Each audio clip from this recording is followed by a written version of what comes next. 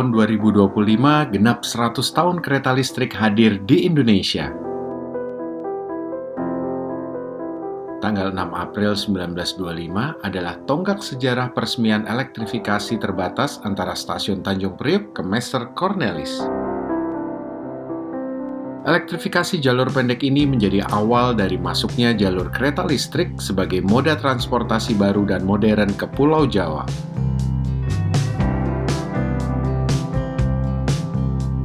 Maka dibentuklah anak perusahaan SS yaitu ESS atau Elektrisch Staatspoorwegen yang bertanggung jawab pada operasional dan pengembangan jalur kereta listrik di Hindia Belanda.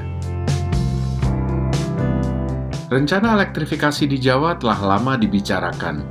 Hal ini dipengaruhi keberhasilan elektrifikasi di Eropa, terutama di Belanda yaitu antara Rotterdam dan Den Haag pada tahun 1908 yang dipelopori oleh Insinyur Van Cyprian Loysius yang kelak menjadi pemimpin SS di Jawa. Pada tahun 1911, M.H. Dahme, seorang insinyur SS ditugaskan untuk menyelidiki kemungkinan elektrifikasi jalur kereta api. Dia berkeliling Eropa dan memberi kesimpulan bahwa elektrifikasi sangat memungkinkan di Jawa dan menguntungkan bagi SS.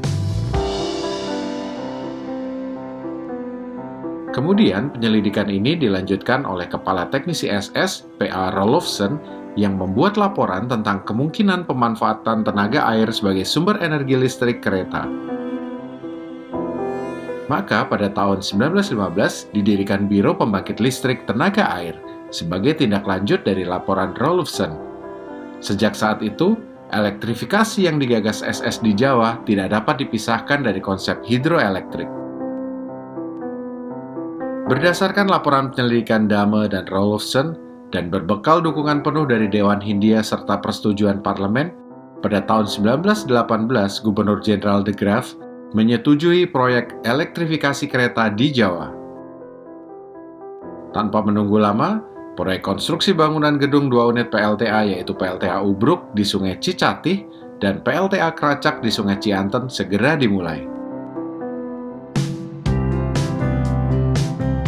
PLTA Ubruk terletak tidak jauh dari stasiun Cibadak, sementara PLTA Kracak terletak sekitar 17 km dari Bogor. Pada tahun 1920, Dr. Insinyur G. de Gelder didatangkan SS dari Belanda untuk menjadi teknisi kepala proyek elektrifikasi. Dia mempresentasikan rencana elektrifikasi di dalam kota Batavia dan jalur ke Buitenzorg yang langsung disetujui oleh pemerintah.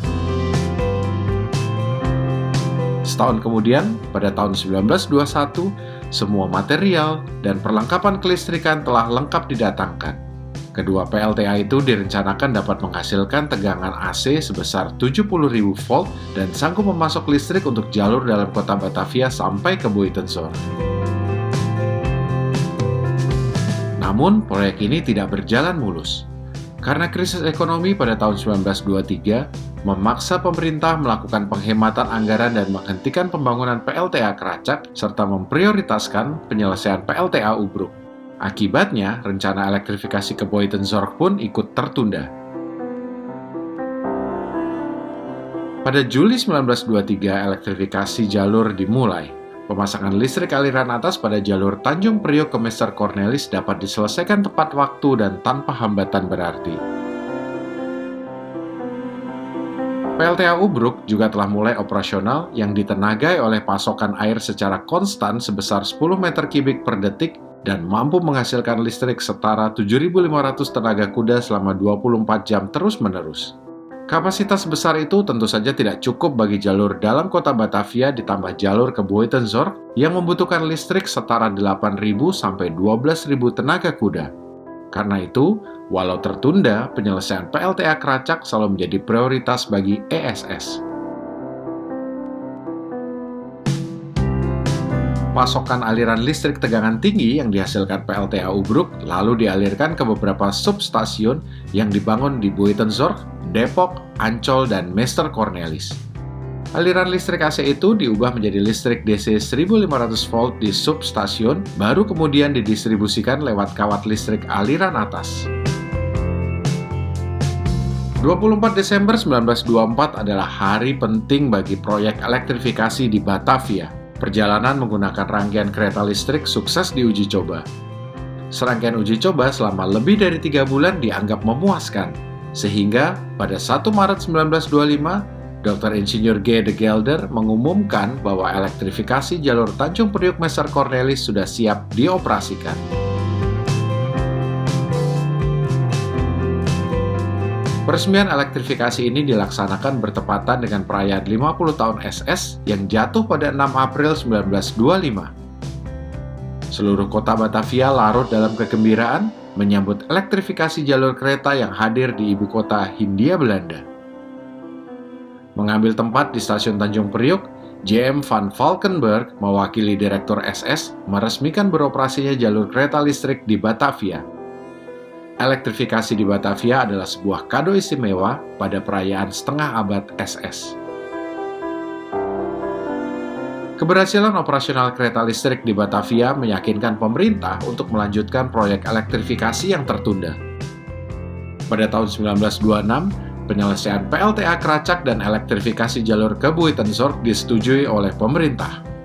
Maka proyek pun dilanjutkan kembali dan PLTA Kracak berhasil diselesaikan dan beroperasi penuh pada tahun 1928.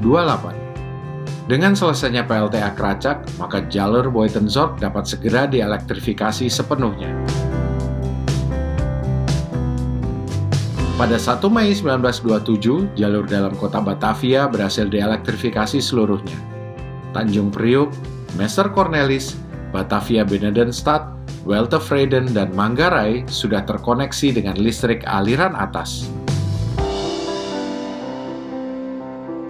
Setelah bertahun-tahun melewati berbagai hambatan dan rintangan, maka pada akhir 1930, Batavia dan Buitenzorg terkoneksi dengan jaringan kereta listrik. Aliran listrik dari kedua PLTA disatukan di substasiun Buitenzorg, lalu diteruskan menuju ke dalam kota Batavia. Substasiun Ancol dan Messer Cornelis memegang peranan penting pada tahap awal elektrifikasi ini. Sistem kelistrikan di Ancol dipasok dari Jerman, sementara di Messer Cornelis menggunakan buatan Amerika Serikat. Seluruh listrik aliran atas di dalam kota Batavia dikendalikan dari 2 substasiun ini.